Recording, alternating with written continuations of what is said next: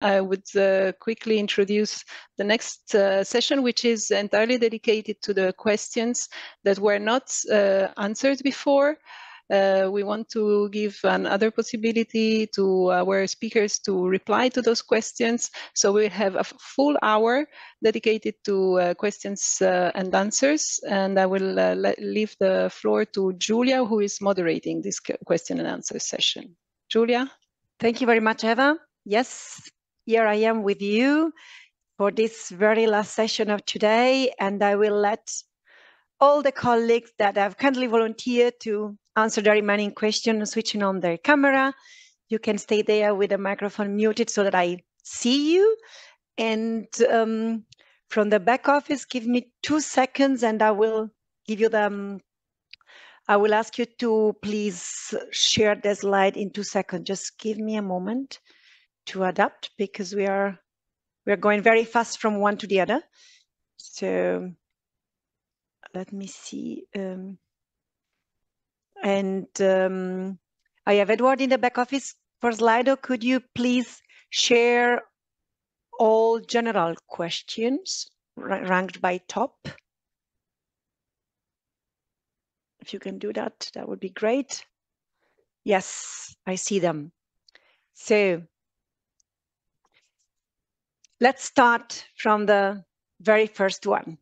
It's a question that tells them all, so it just needs a very pragmatic answer. Where can we find out the major differences between the types of actions like standard action project, strategic nature project, SNP, it doesn't exist as such, but strategic integrated project, standard action project, climate, and CT.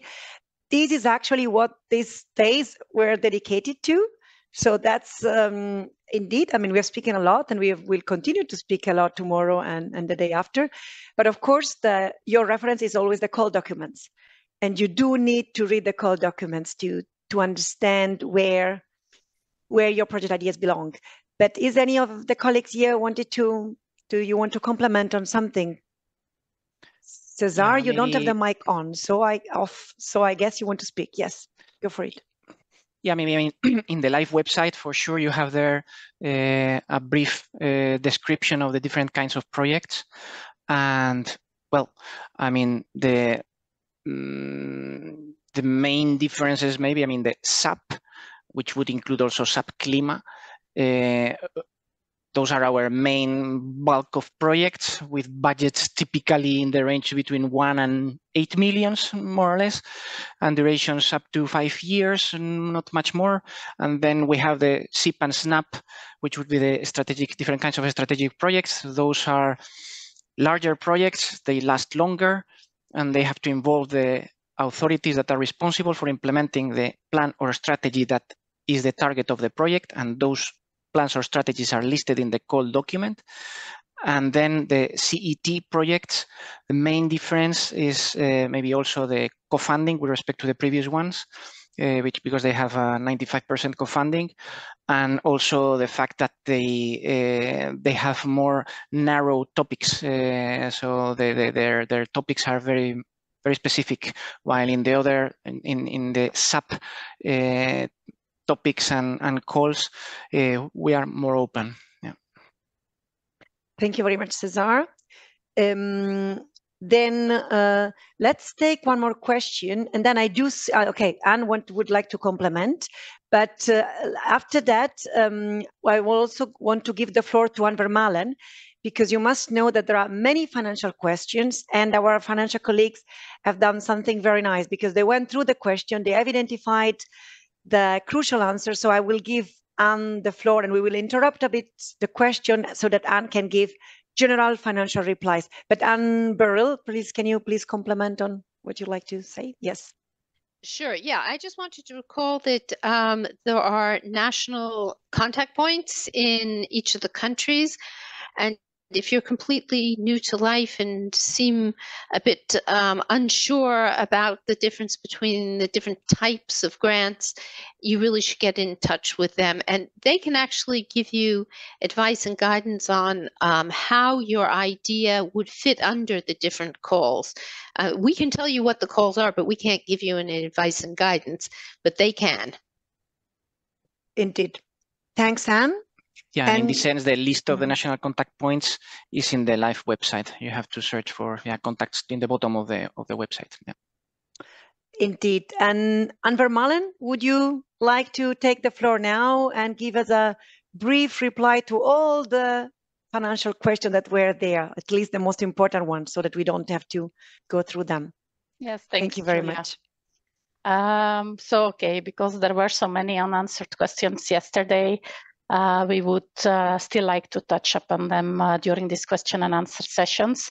So I will not go through every question separately, but I will go per topic and give some tips or some further explanation that can address the issues that were brought forward. So first of all, entities without legal personality. Yes, they can exceptionally be allowed to participate in live calls, but they need to fulfill two conditions. So first of all, their legal representative has to have the capacity to undertake legal obligations on behalf of the entity, so not on behalf of him or herself or of the owners of the entity, but for the entity, and the entity also needs to offer guarantees for the protection of the EU financial interest, which should be equivalent as the guarantees that are offered by other legal persons that are participating in our grants. So this is especially the case in case of recovery orders or in case too much pre-financing was paid.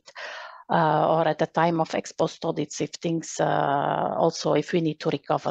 So then the entity must prove that the existence, that there is an existence of a patrimony of assets and capital that is separated from its members or from the owners.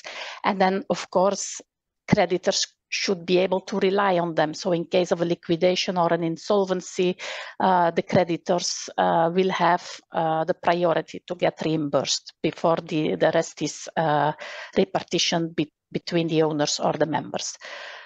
Both conditions need to be fulfilled, so they can participate, but on condition of. Then we have also subsidiaries of companies which are also allowed to participate in live calls. Of course, they need to fulfill the same eligibility criteria as other participants, but it can be, depending on the case, that the parent company will need to assume the joint liability for all the debts of that entity. Then we have also some questions on financial capacity checks. Indeed, for the LIFE program, this is only done on the coordinators, and we have decided on this because the coordinators are the main responsible for receiving all the payments on the project and also for recovering or for repaying to CINEA and the Commission the amounts that are unduly paid by us. So mostly it's pre-financing that is not justified. So they will then need to recover from the beneficiaries and then repay to us. So that is the reason. Then I would say the coordinator, if you have your different beneficiaries, you could also check if your private partners are financially viable enough, because there is this type of simulation tool in the, I think in the portal that can be consulted. Guarantee in case of insufficient financial capacity, well, I would say weak financial capacity, because insufficient in principle, we would really ask the coordinator to be replaced. But it's mostly 30% if a guarantee needs to be provided. It can also be more. We have some cases where also for the second pre-financing this is requested. It could be less in case of split of pre-financing, but this is really only for projects that would take very long. But this is not very usual that we do that. Then certificate of financial statement. So the so-called audit report that needs to be delivered at the time of the eligible cost reporting. This is per participant. and it is only for the requested union contribution for the life-specific project, and when it is higher than 500,000 euro per participant. For most of the life grants, you will only have to deliver this at the final payment stage. For the strategic projects, this can already be the case at interim payment stage. Then there were also questions with regard to co-funding and own funding of beneficiaries and the difference in EU funding percentages that could be requested. So in any case, beneficiaries or affiliated entities, they can only request within the e-granting tools the maximum of what is foreseen for the specific goal. So for sub-projects and SIP-SNAP, it's mostly 60%. There are some exceptions. And for the set projects, it's 95%.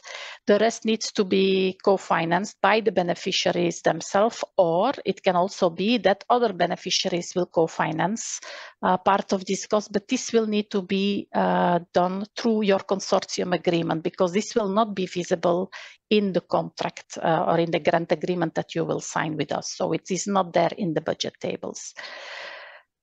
Associated beneficiaries, that are the beneficiaries that don't really receive any EU funding, they will have to finance their own costs. So there were questions on can other beneficiaries declare some costs for these associated beneficiaries? So in principle, not, because everybody needs to incur their own cost. However, if there is, for example, a beneficiary that organizes an event or a meeting and it invites other participants from other beneficiaries, and this beneficiary decides to pay themselves for all the travel costs and for the subsistence costs, then this could potentially be the case. But then it is the beneficiary that organizes, that of course incurs the cost and pay for the cost. There were also some questions on the unit costs, and we have two types that are eligible under LIFE, and this is, of course, for the SME owners and other natural person beneficiaries that do not receive a salary, and for the volunteers. So it is not possible for beneficiaries to use their own average unit costs based on their usual accounting practices. This is not allowed within the LIFE program. Also, SME owners not receiving a salary, whatever percentage that these SME owners have in the SME, or if they work under a type of consultancy agreement, they will always have to use the unit cost. And of course, the employees of the SMEs, for them, the cost can just be charged as an employee cost. Also, to make it clear that unit costs, as we use them here for volunteers and for SMEs, of course, they are not registered in the accounting system of the beneficiary as a salary cost, because these persons are not paid. They don't receive a salary, and volunteers, they work for free. For what concerns supporting documents that need to be kept for actual personal cost, you can find information under the record keeping section in the annotated grant agreement. It is Article 20. And there you will see that it is labor contracts, collective labor agreements, applicable national law on taxes on labor and social security contributions, the pay slips, time records, bank statements showing that the salaries were paid, and so on. These are some of the examples. I also noticed that there was a lot of confusion between subcontracting and the purchase of services, and there I noted a certain number of issues. For project management tasks, the specific ones that are identified in the grant agreement, they can never be subcontracted. So they can also not be appearing as an action task that will be subcontracted. So therefore, the only way that is the easiest to do it, if you really need assistance and you don't have this person or this staff in your organization, then the best thing is to have a contract with a natural person, a direct contract that complies, of course, with different criteria that are applicable to charge it under the staff cost. But then it's easy, because you you will then have this under the header personal cost and not under the header subcontracting. Of course, there is also the possibility to purchase some services and to charge them under the purchase cost category, but make sure that it are not the tasks, the project management tasks, then that cannot be subcontracted or that cannot be done by anybody else than the coordinator. This can only if you would give this task to a natural person with a direct contract.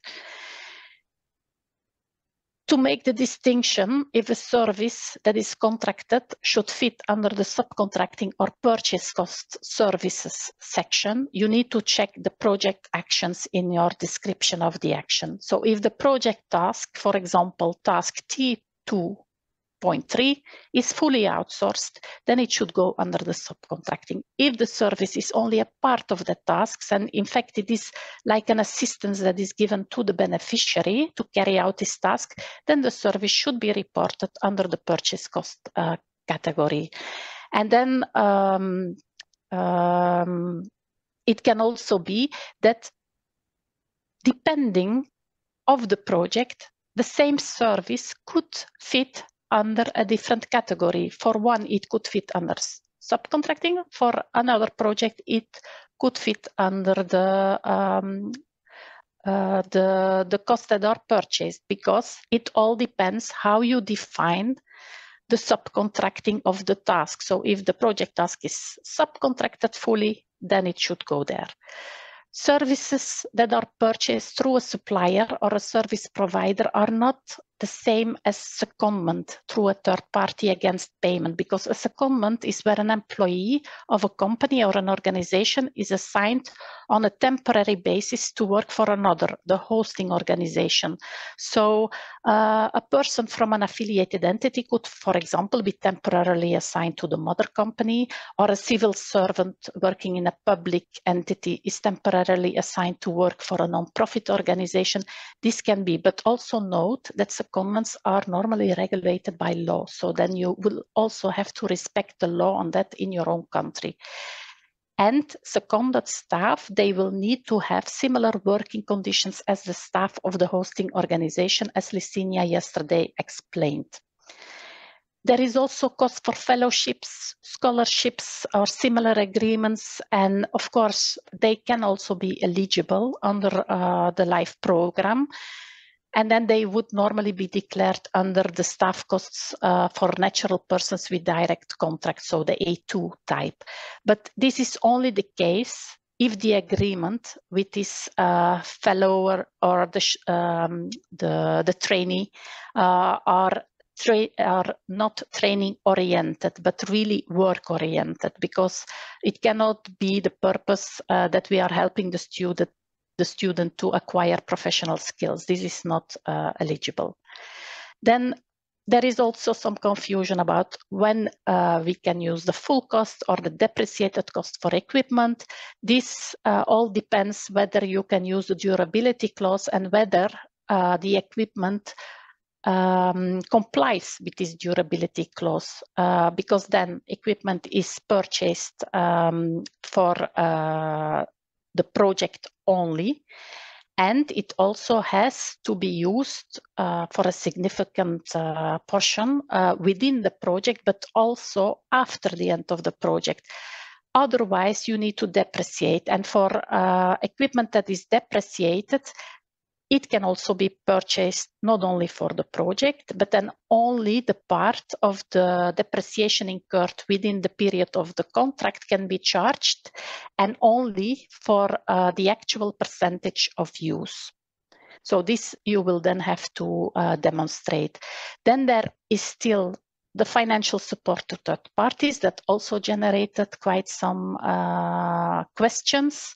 There, as mentioned in the presentation of yesterday, when foreseeing this type of cost, a number of things need to be defined upfront and included in the proposal, like the type of entities or persons that can benefit from the cascading grant. This could, for example, be farmers, the amount and how the final amount will be calculated, the selection criteria, and it is up to the participant in the LIFE grant to define these things. So does not necessarily need to have the same criteria as the live call.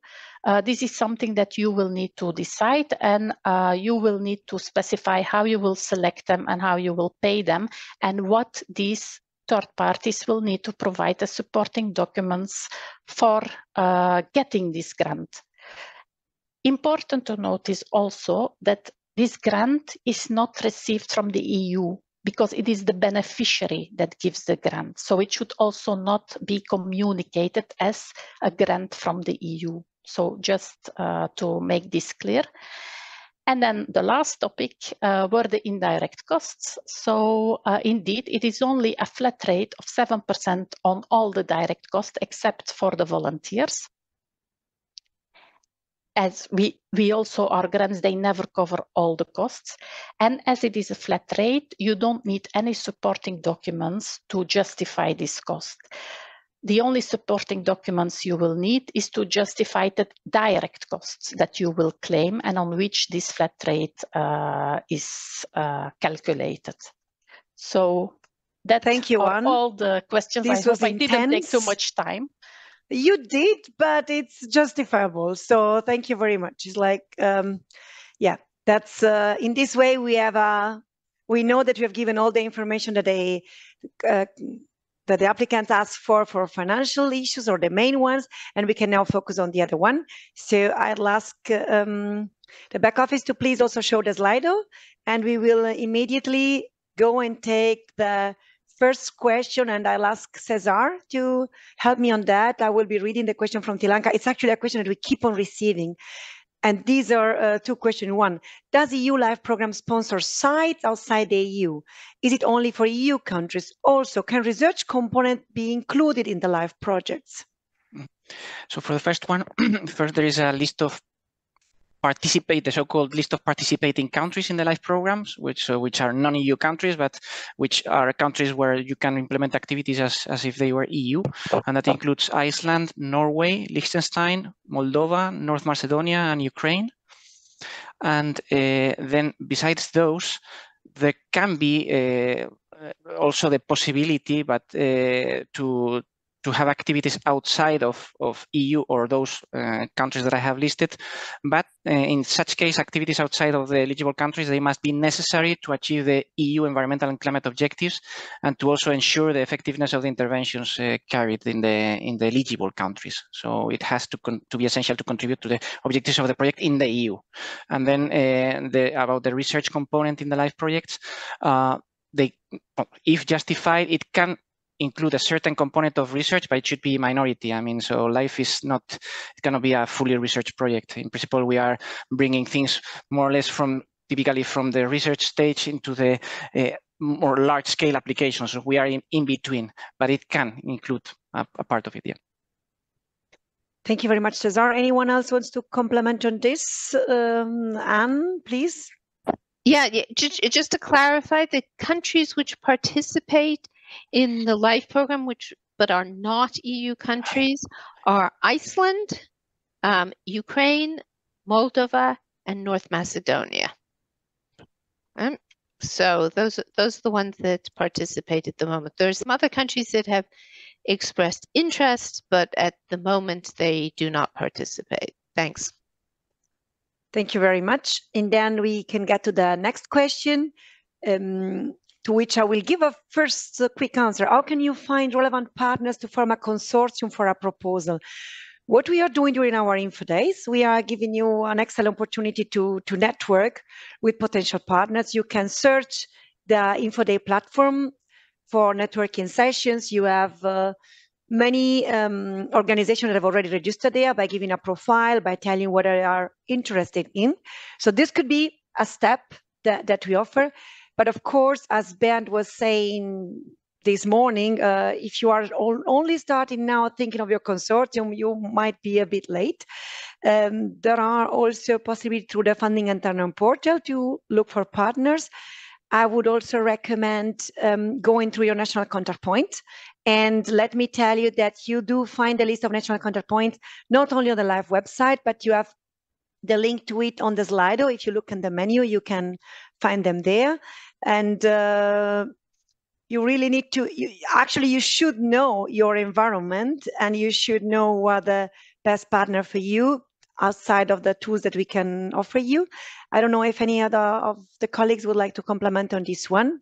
Otherwise, we go for the next question. I'd like to take the one on operating grants from Lucia Di Paola, and perhaps that's for Anne Burrill. So you showed how each life action grant is connected to specific sub-programs, climate, biodiversity, etc. But you didn't show it for the operating grants. Why? Well, a dedicated session on operating grants will take place on Friday. So this question, that's probably best placed there, and we invite you to join us. But are they not connected to specific sub-programs like action grants? And can you give us a short reply, please? Yes, indeed. People interested in operating grants should certainly attend the specific session. But very briefly, most of our NGOs that we're supporting with operating grants have work programs that actually cut across more than one sub-program. So this is a horizontal call that goes across the sub-programs, and all NGOs are considered together in the evaluation. Thank you very much, Anne. We'll take the next one. Let me know who would like to answer. I'll start reading. What are key differences between a project on SAP adaptation to policy development? We're talking about standard action projects, and adaptation strategy and plans from strategic integrated projects. So this is for you, Bernd, because I think it's really the difference between two ways to tackle climate issue. Yeah. Thank you. Very good question. Very good question. It confirms and shows that you really are reading the call document with the specific priorities. So you are correctly making reference to the first area of intervention under climate change adaptation. So the aim of this area of intervention is to support in one way or the other also the development and creation of this kind of plans at whatever level it's required. But then in particular the support to the implementation, and the essential term or word here is the support of the support to the implementation of the national adaptation policies and strategies. While for strategic integrated projects, we expect that the plan is there, the plan is adopted, and the implementing authority of the plan is leading a consortium and implementing the plan. So the aim is to implement the entire plan, which is referenced in the SIP. And then, of course, we have different conditions that we would have much larger volume of the project, as Cesar already indicated. Then also the complementary funding would be one of the key differences between a SAP for this particular area of intervention and a SIP implementing an adaptation strategy. Thank you very much, Bernd. Let's take the next one on the company. So if a company from a country not eligible for financial support hosts a pilot where the components are designed by partners eligible for a grant, can the cost of infrastructure building the pilot be supported financially? Do we have a volunteer for that?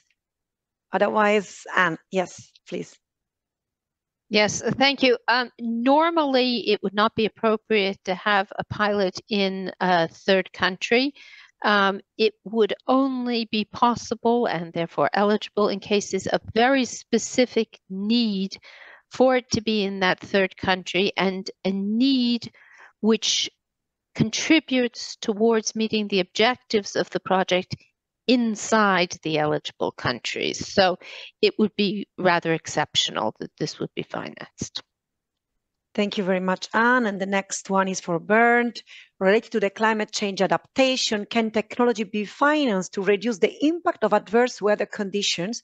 For example, technology for winter condition, etc. Yeah. Very much, yes. We would welcome technology being tested, demonstrated, in a live project, standard action project. For winter conditions, also this is correct. I mean, it can happen in various of the areas of intervention. Not sure about nature-based solutions, but climate proofing of and resilience of infrastructure. Just thinking of disasters in the past when electricity power lines were severely affected by this, but could also be communication infrastructure. It could be the infrastructure of buildings where we have this issue. Also in adaptation for agriculture and forestry, where you could develop technical solutions for winter conditions. Now we have right now in Europe the problem of the fruit trees, the blossoming fruit trees, which are affected by frost, and farmers are looking for solutions. So yes, very welcome to have this kind of ideas presented in the live program. Thank you very much, Bernd. And then a very general and broad question. I'll ask Fabio to summarize and answer. What is the maximum amount of grant beneficiaries can receive from live program? Is there such a maximum? Generally, there is not a maximum. You may have a specific condition on third-party grants, cascade grants, in which you have a limit for those that are receiving the money. I think you can easily, if you want to have an idea on the amounts that normally are given to beneficiaries, you go to each of the calls. There is a box in which there is an estimate of the number of projects, the size of the grant. So you will have an idea, depending on the call, which is the ballpark average of grants, but there is no specific maximum. Yeah, complementing from Anne. Yeah, in general, that's correct, although there may be some very specific calls, for instance, under the PLP projects, where you will find there may be a maximum indicated, and it's more than indicative in those cases. Yes, and I also think that perhaps, Anne Vermeulen, you were thinking of NGOs in particular operating grants where you for the TAPPs, yes, the same thing. Yes, indeed. So look at the call documents. That's always the reply. Next question is on nature. I'd like perhaps Silvia or Laszlo to take this. Silvia, so can nature restoration activities to prevent and mitigate from disasters be eligible under the Nature and Biodiversity Call? Yes, good afternoon. Yes, indeed. Of course, they can be, as long as the objective of the project is the restoration of habitats which are protected under the Habitats Directive. And we have a lot of examples of restoration projects which actually mitigate disasters, being like floods or other natural disasters. And typical projects like that are restoration of peatlands or restoration of floodplains and so on and so on. So definitely, yes, of course, they can be. Just that the objective of the project was towards a restoration of the habitat, which is a habitat protected under the EU nature legislation, of course. Yes. Thank you very much. The question from Ioana Lucaciu got an extra like, so it came up. What are the real chances for a project that is on the reserve list to be funded? When is this issue clarified in the course of the evaluation process? Who would like to take this one? It's Anne. And I can, because it's easy. Fabio? Yes, thanks. The easy answer is we don't know at all. So it's if I have to give a broad picture, is there is very limited chances for those that are in the reserve list, and then we cannot foresee.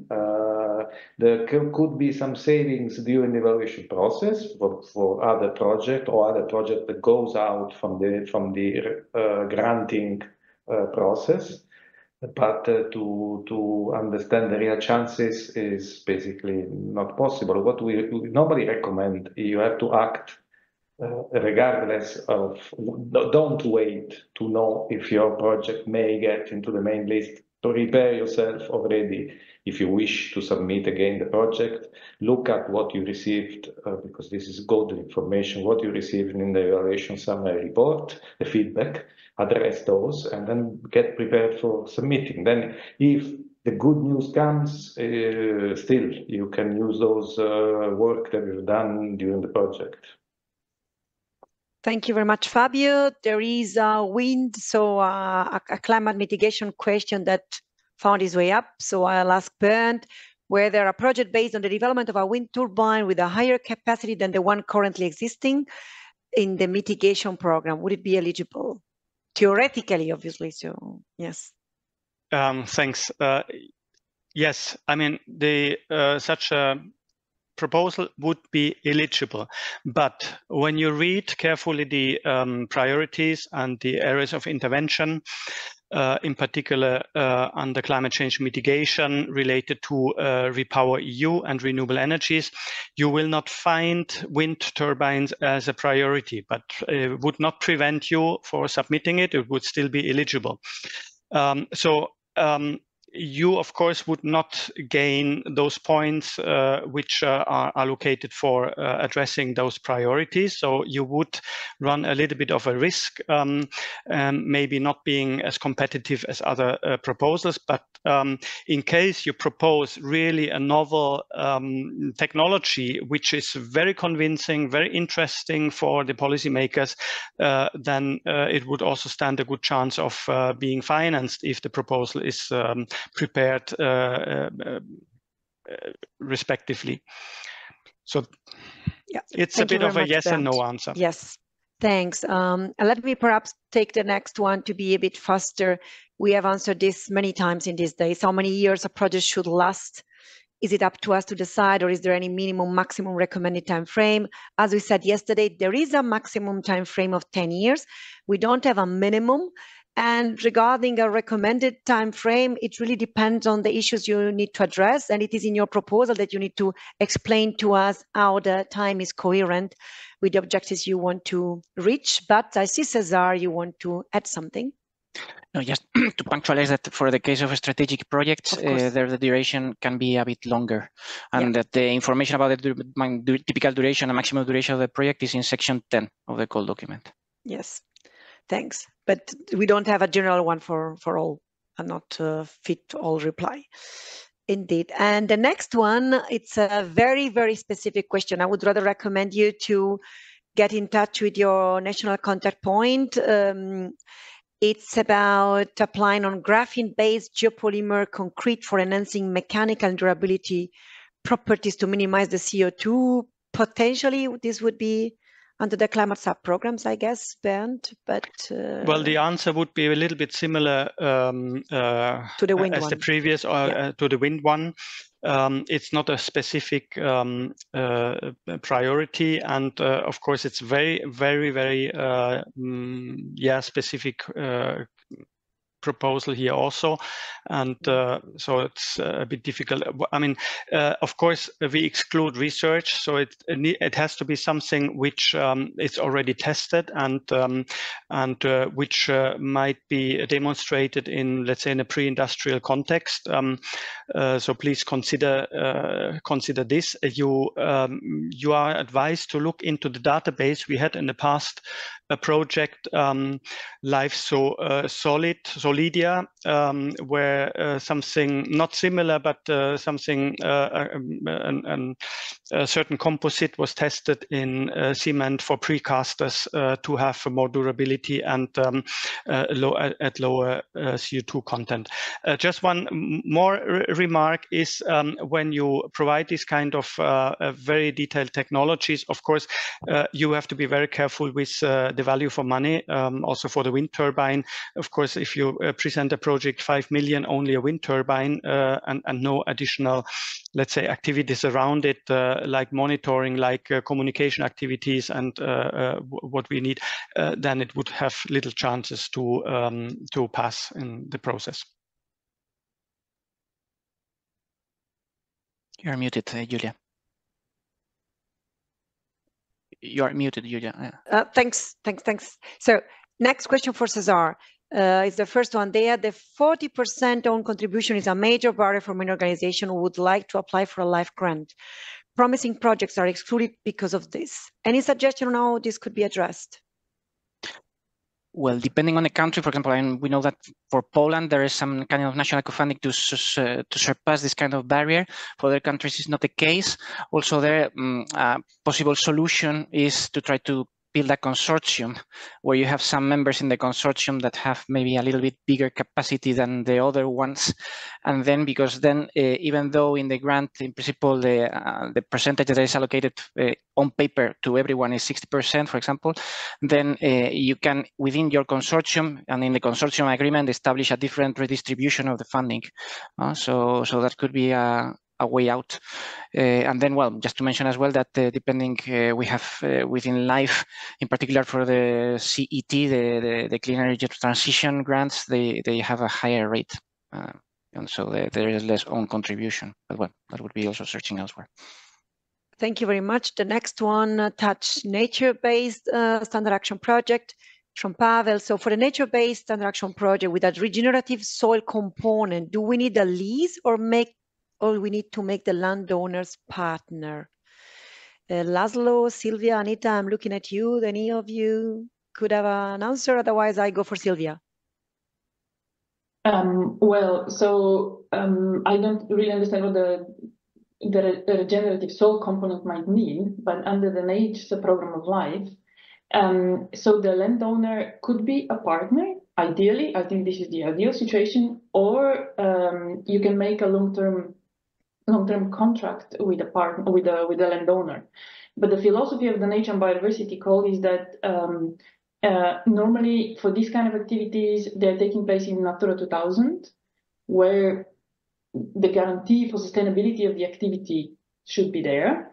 Or if this is an action which is taking place outside of Natura 2000, then you have to again guarantee long-term sustainability by making a long-term contract with the landowner.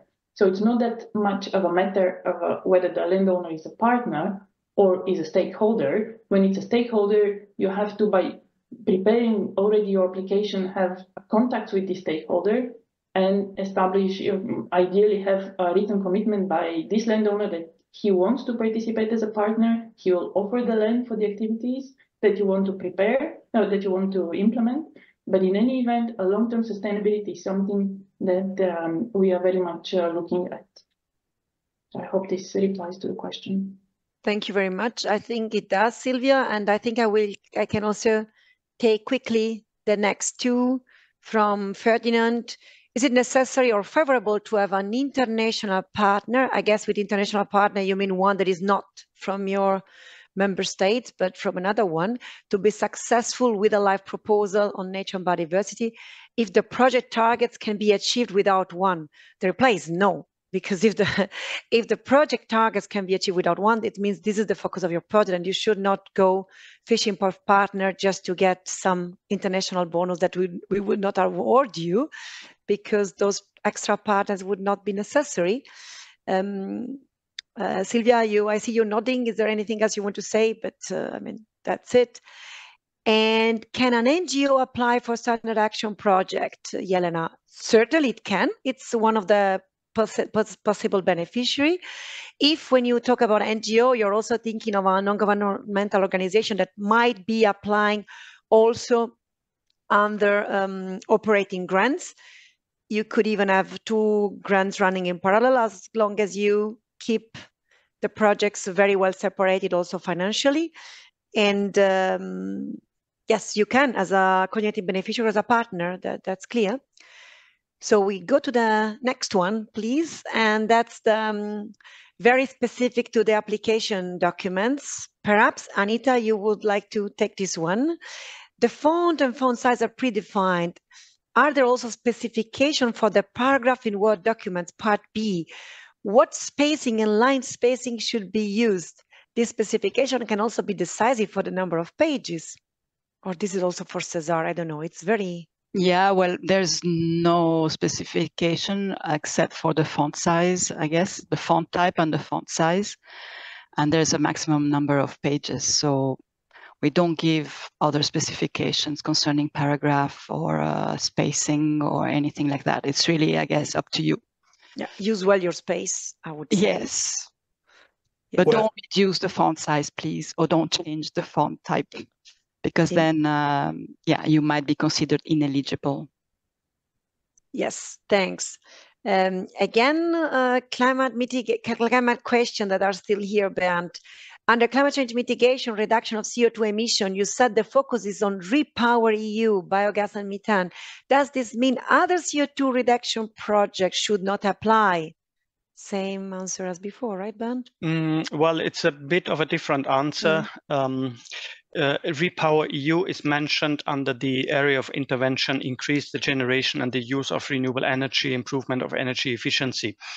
But we have 6 more areas of intervention under climate change mitigation. So there could be CO2 reduction in transport. There could be CO2 reduction in the energy use in industrial production and in waste management, which is new this year.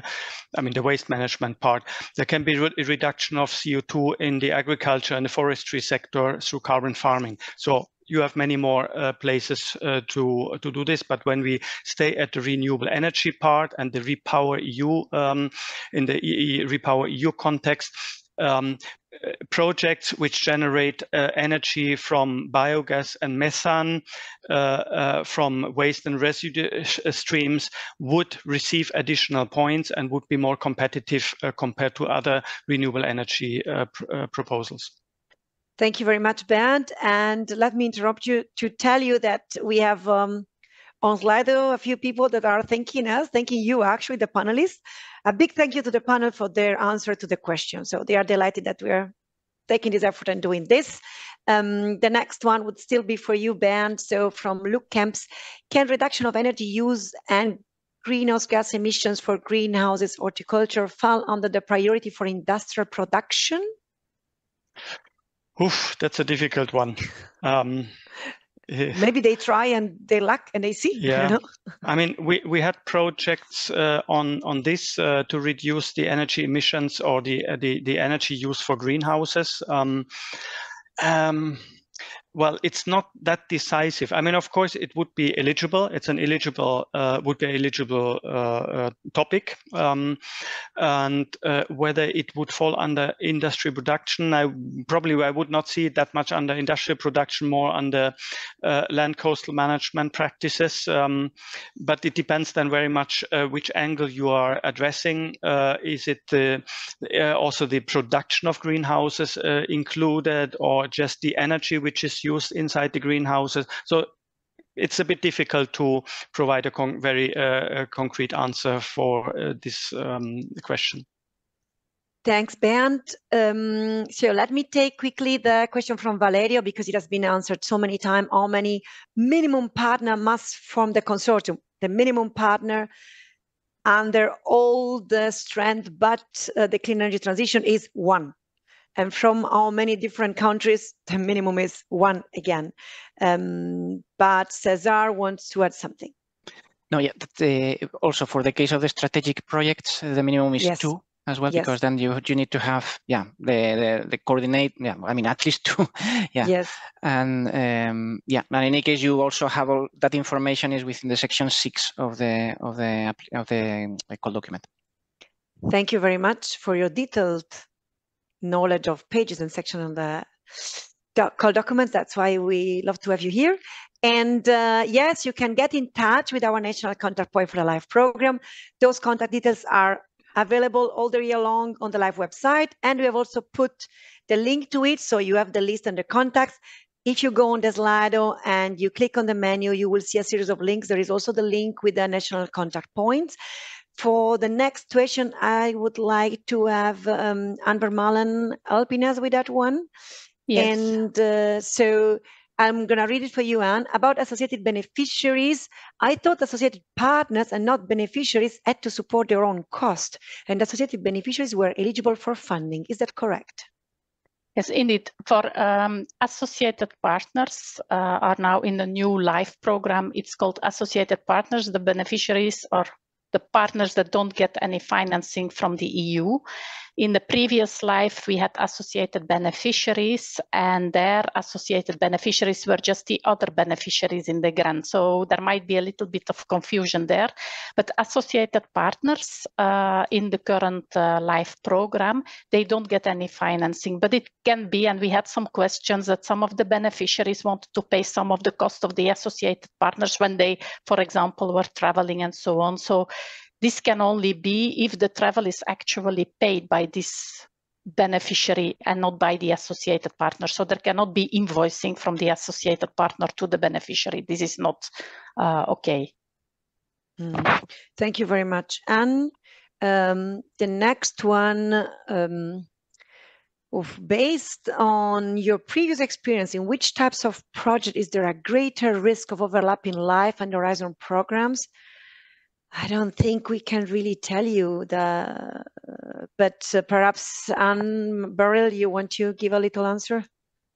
Yeah, no, I think I was going to say that we can't really tell you. I mean, you know, there are certain activities that might be eligible under either Life or under Horizon, but the focus of the programs are very different. And this is perhaps touching on the following question.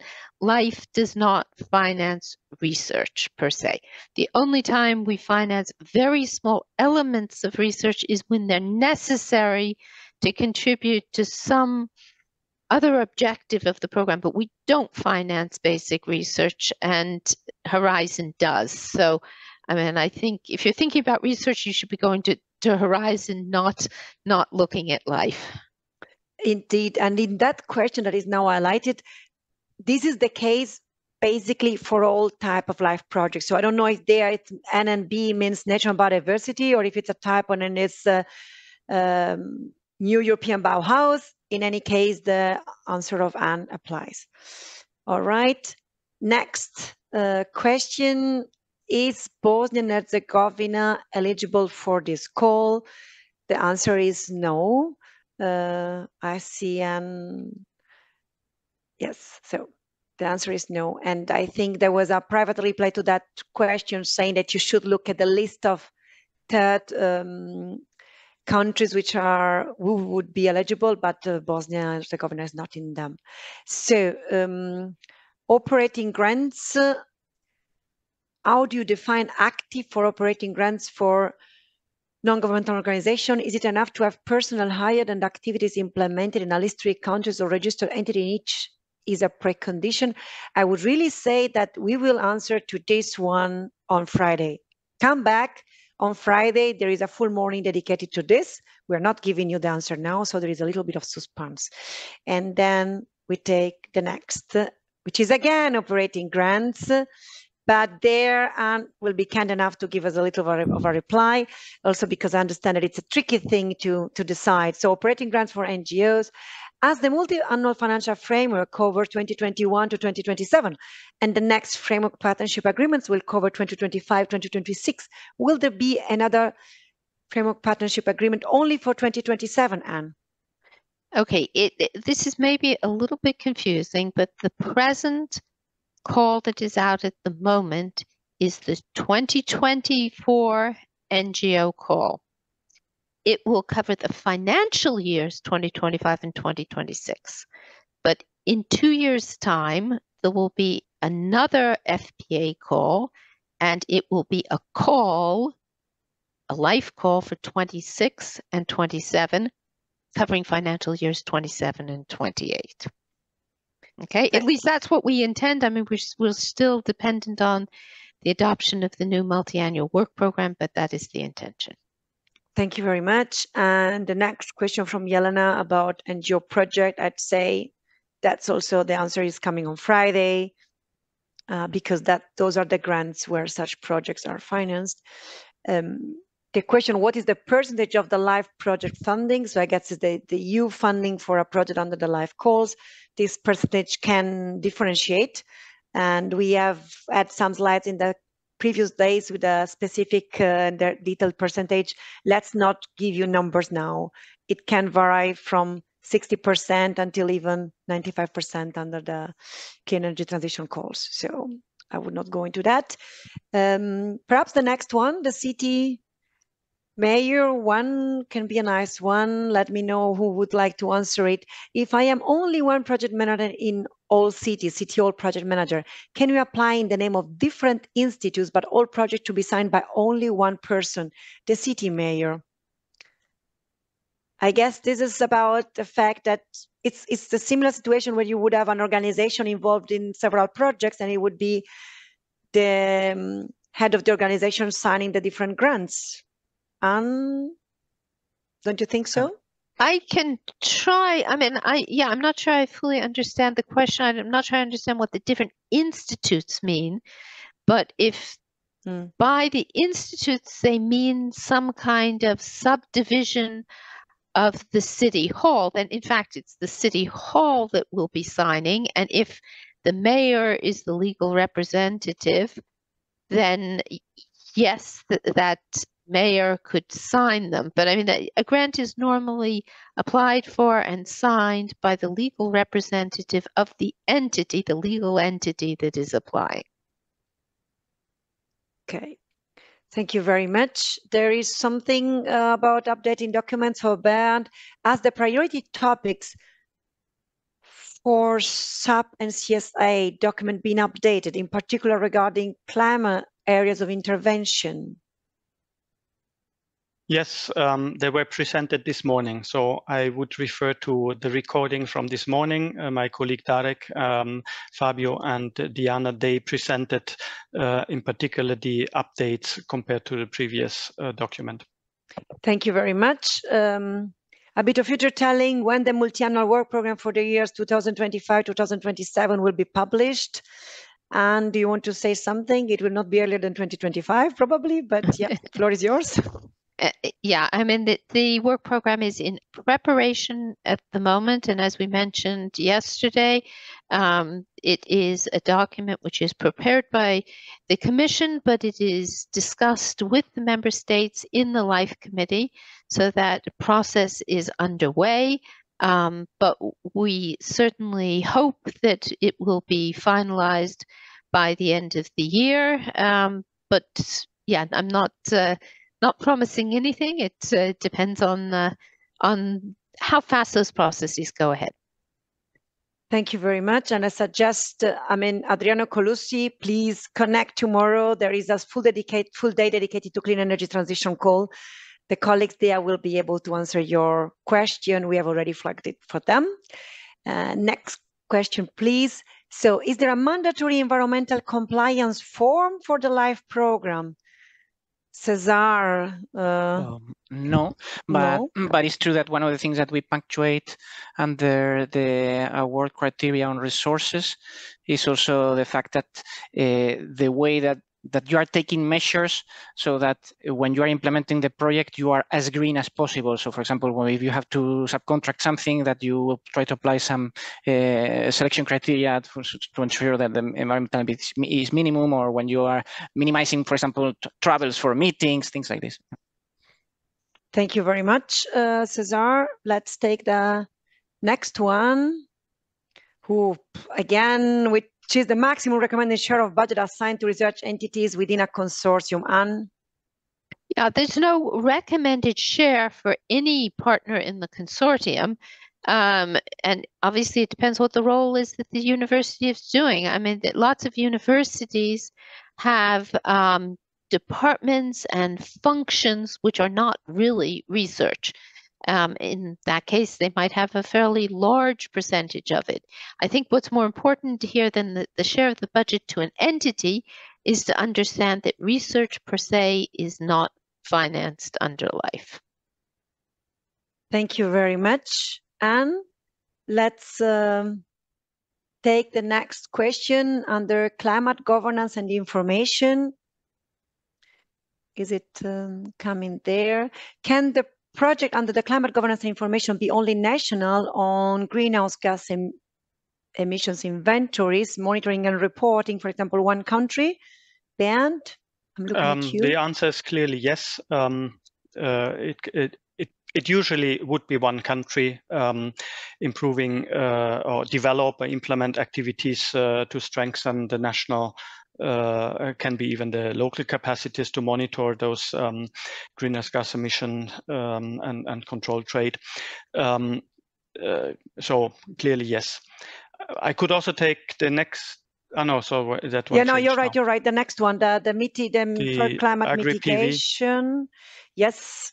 I could quickly say yes, agri-photovoltaics is eligible, but again, it's not specifically mentioned as a priority, but it would be eligible.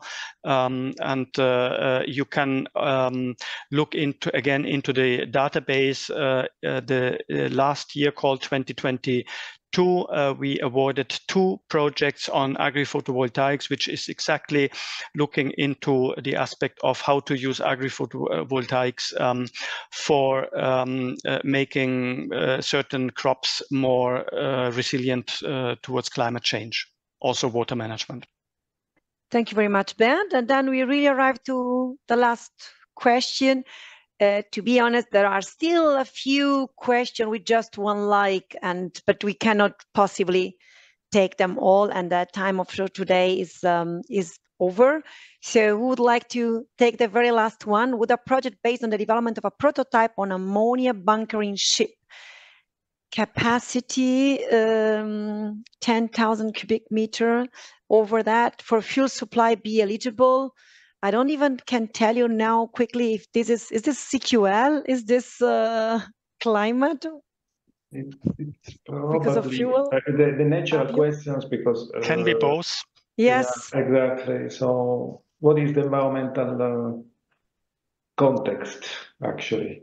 Yes. I mean, it was mentioned this morning in the priorities for climate change mitigation and other transport modes fostering intermodality and modal shifts. But under those ones, technology options in the shipping companies. So it could be, but I mean, again, a prototype of a ship with a capacity of more than 10,000 cubic meters of ammonia. You have to see what are the costs of your real projects compared to what we usually fund under the LIFE program. Yes, thank you very much, Bernd. We have answered all the questions that we could answer, so I'd like to not show the Slido anymore. And I would also like to thank you all the speakers of this afternoon session, because it's always an added value that we can be here and we can give such reply. I would also like to say that this was my last live EU Info Day. So I would really like to thank the lab community for what you have given me in the last 10 years. It's been nice. Thank you all. Eva, the floor is yours to give us the little details for the next days. Thank you. Yes, thanks a lot to all the speakers. Thanks to the audience for all the questions. And heartfelt goodbye to Julia, who has been a great moderator and has been a fantastic colleague to us all. So thank you, Julia, for all the work you have done with LIFE, and we hope to see you soon. I would just like to, before we wrap up and get to the closing of this event for today, just to remind you that you can find all the recordings of all these sessions in this platform where you have registered for this event, as well as on the LIFE website and on the YouTube LIFE channel. And you can find also all the slides there in both websites. So in case you missed any of the sessions, don't worry, you will find them, all the recordings and material there as of next week. And then I would like to remind you that, well, this was even a question that we received, or maybe even more than a question from the potential applicants, how to find partners to create consortia. Well, this is a great opportunity that we give you, a service, in fact, this platform for one-to-one networking meetings. You just have to fill in your profile in the platform, and look for other profiles and see if there is any matching profile that could be interesting for setting up a consortium, and then just ask for a meeting. And I hope that a lot of you will join this platform and will take advantage of this opportunity. So just a last reminder, tomorrow, the whole day, so that's Thursday, 25th of April, will be dedicated to calls for proposals for clean energy transition. And that will be with the team on clean energy transition in CINEA. They will take care of this fourth EU Info Day of the LIFE program. So for now, I can only tell you that I wish you all the best for your application, and I hope that you will manage to go through the whole application process, and that you will, with thanks also to this event, you will be able to have a chance to get to see your projects selected and funded. So good luck to all, fingers crossed, and thanks again for being with us in these days. Bye-bye.